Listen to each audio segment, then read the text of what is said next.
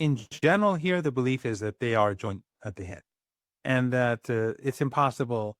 And military analysts in Iran, like retired officers who come on television or write articles online in Iran, they say it's impossible for uh, the Israelis to carry out strikes without full coordination with Americans, and that this is a joint operation. So the strike on the South Pars uh, gas installation was a test, and since and Americans were and the Israeli regime obviously were hoping that Iran would not retaliate, even though it promised that it would hit much harder if struck. They tested Iran, and Iran did retaliate in the way in which it threatened to do, and that's what made Trump back off.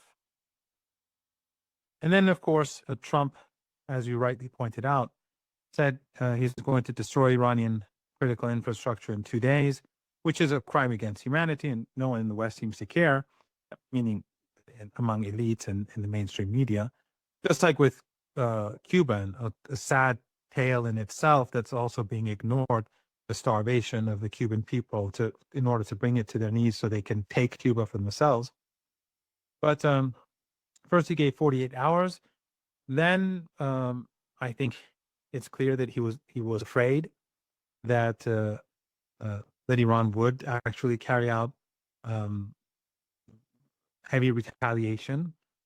He did it for the markets, but and he of course extended it for another 5 days, which was again to control the markets, which was pretty effective that week. It brought the price of oil down considerably, and then 10 days again.